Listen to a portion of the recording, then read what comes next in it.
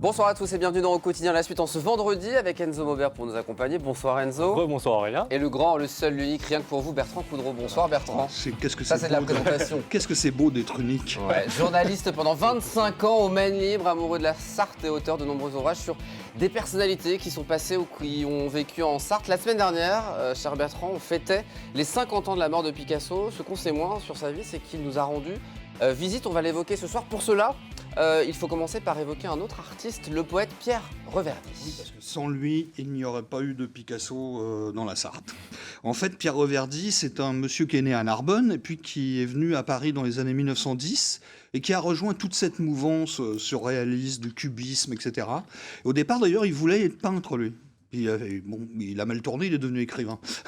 Donc il a rencontré tous ces gens célèbres qu'on connaît tous aujourd'hui, Max Jacob, je regarde ma liste parce que c'est plus facile de ne pas en oublier, Juan Gris, Apollinaire, Matisse, Brassailles, Braque, Modigliani, Giacometti, André Breton, Cocteau, enfin voilà, du beau monde comme on dit. Et donc il est d'abord dans cette mouvance-là, et puis il a tout à coup une révélation mystique, il a la foi, et il entend parler de l'abbaye de Solesmes. Donc, qu'est-ce qu'il fait? Il vient à Solesmes. Décide de s'y installer face à l'abbaye. Il va finir sa vie à Solesmes. Et il va y venir dans les années 1920, 27 par là, et il va y rester jusqu'à sa mort. Et le lien est tout fait puisqu'il va y attirer tous ses amis artistes. Et ben voilà. D'abord, dans un premier temps, tous ces artistes-là que je viens de citer, j'en ai peut-être oublié, pardon pour eux, mais ils sont morts.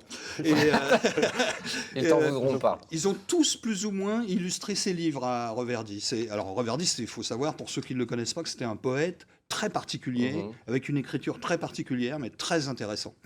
Et donc, ils ont tous plus ou moins illustré ses livres, ce qui donne une valeur inouïe pour les collectionneurs aujourd'hui. Et Picasso est de ceux-là. Picasso, lui, Reverdy voudrait bien qu'il vienne à Solesmes. Il a du mal à le convaincre, mais il finit par le convaincre. Comment ça se passe du coup? Il y a une belle amitié entre les deux, des échanges épistolaires et autres qui existent? Le truc, c'est ça. C'est qu'en fait, Picasso, il a un petit défaut, c'est qu'il est assez jaloux. Et comme Braque est un ami vraiment de Reverdy, Braque vient plusieurs fois, il vient, je ne sais pas combien de fois, peut-être une dizaine de fois, il est venu à Solesmes. Et Picasso fait un peu sa petite crise de jalousie en disant puisqu'il préfère fréquenter Braque, Braque vient, je ne viens pas. Moi, puis je suis plus ami avec Reverdy, c'est pas possible. Et puis finalement, Reverdy arrive à le convaincre au moment de la Saint-Benoît de venir le 11 juin 1926, et donc Picasso va venir ce jour-là. À Solesmes. À Solesmes. Rencontrer son ami. Rendre visite donc c'est quand même un grand moment. Comment on connaît cette visite? Comment on sait que ça a vraiment existé? Il y a des traces déjà à l'abbaye, puisque à l'abbaye ils tiennent un registre pour quand ils accueillent des gens. Et puis on a des traces aussi de correspondance entre Reverdy et Picasso. Parce qu'il lui envoie une invitation très officielle par courrier, et à l'époque on n'avait pas le portable.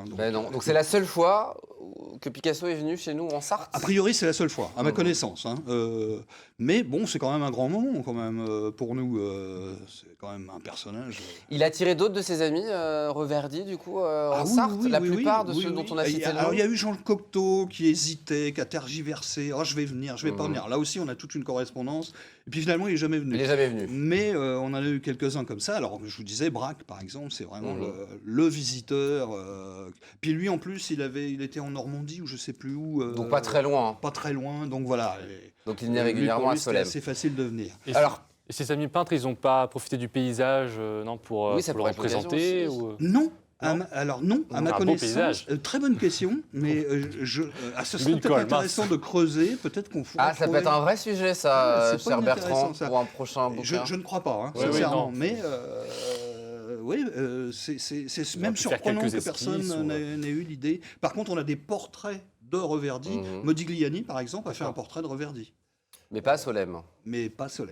Alors, Solesmes et Reverdy, ce n'est pas les seuls centres d'intérêt pour Picasso par rapport à la Sarthe, puisque, je ne sais pas s'il était passionné, mais en tout cas, il portait un intérêt à l'histoire des sœurs Papin. Alors oui, il est venu en 1926 donc rendre visite à Reverdy, et en 1933, donc, il y a cet assassinat des sœurs Papin, de leur patronne et de la fille de la patronne, en février 1933. Et là, il s'intéresse au sujet. Et, il défend les sœurs Papin. Alors, il les défend, lui. Voilà. Il rencontre Lacan qui est le célèbre Docteur Lacan, ouais. Le célèbre docteur Lacan, qui lui considère qu'elles sont folles. Et là, il y a une bagarre, si j'ose dire, intellectuelle entre les deux. Tu m'as dit, ils les admirent même, les sœurs Papin. Oui, il les admire. Il y a une admiration. Il les admire parce qu'il considère qu'elles ont osé faire ce que d'autres aimeraient bien faire à leur patron ou à leur patronne. Oui, c'était la condition sociale de l'époque, était aussi défendue par certains il y avait Simone intellectuels de l'époque qui défendait cette théorie-là également, ouais, tout à fait. Il en a fait quelque chose, ça, des sœurs Papin, Picasso, dans son œuvre? Rien du tout. Rien du tout. Par contre, il y a eu un écrivain, j'oublie son nom là, évidemment, j'ai un trou de mémoire, c'est toujours comme ça en direct, qui lui a fait une pièce de théâtre qui s'appelait Les Bonnes. Et donc, si les téléspectateurs connaissent, ils vont faire le rapprochement avec l'auteur. Tu vas retrouver l'info, puis on fera un prochain rendez-vous avec ça. La prochaine fois, voilà. Qu'en est-il après la mort de Reverdy, du coup, de Picasso? Comment il considère, du coup, Reverdy après sa mort, Picasso? Il n'y a pas de... si, ce que le dit... Reverdy a une théorie, c'est qu'il considère que c'est... pas Reverdy. Picasso considère que Reverdy... c'est pas à lui qu'il faut s'intéresser, c'est à son œuvre. Pour lui, le seul intérêt, c'est son œuvre. C'est pas très sympa pour Reverdy, en principe. Mais cela dit, il a presque gagné Picasso, parce qu'aujourd'hui, très peu de gens s'intéressent vraiment à Reverdy et le connaissent bien. Par contre, son œuvre touche dans les milieux autorisés. Il est quand même reconnu pour être c'est fabuleux. C'est génial. Si on veut s'intéresser à Reverdy, il y a un fonds exceptionnel qui existe au sein du pôle culturel L'Apostrophe, nouveau pôle culturel à Sablé-sur-Sarthe. Au sein de la médiathèque, un fonds Reverdy, il y a plus de 80 œuvres, 80 poètes et autres productions de Reverdy qu'on peut découvrir avec justement les illustrations de Braque, de Picasso, de Juan Gris. C'est exceptionnel et leur objectif, c'est vraiment de compléter cette collection. Donc, si on a envie de s'intéresser à Reverdy, c'est vraiment l'endroit où il faut aller. C'est gratuit. Et j'ajoute que Picasso, Reverdy a donné aux moines de l'abbaye de Solesmes des peintures de Picasso. Les moines possèdent des dessins et des peintures de Picasso. Donc, il faut aller à l'abbaye Saint-Pierre. Il faut aller à l'abbaye Saint-Pierre se balader, c'est ça, et peut-être voir s'il y a des productions de Picasso. Merci beaucoup. Ben, je vous en prie.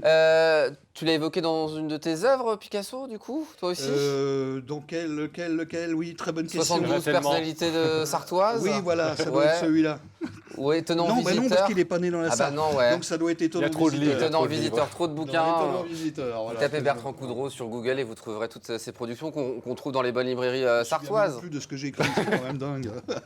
Et on aura d'autres évidemment. En tout cas, merci beaucoup Bertrand d'être venu sur le plateau. Avant de se quitter, un petit point sur ce qui vous attend ce week-end. Demain, 19h, Artisamag. L'MTV Sarthe et la Chambre des métiers de l'artisanat vous propose tous les mois l'émission Artisamag consacrée à l'artisanat dans notre département. Vous le voyez à l'image, une émission présentée par la présidente de la Chambre des métiers de l'artisanat, Fabienne Malher-Boulanger. Au programme de ce numéro, l'actualité de l'artisanat, puis un focus sur les métiers de la métallerie. Et puis à 19h45, secret d'entrepreneur. Chaque mois, c'est Patrice Mettet qui donne la parole à un chef d'entreprise sartois dans le cadre d'un entretien intimiste en face à face. Ce mois-ci, rencontre avec Dorine Garnier. C'est la co-gérante du domaine de la Maison du Gassot. Est-ce que tu connais, Bertrand, le domaine du Gassot? La Maison du Gassot, ça me dit quelque chose. Ouais, on est où en Sarthe?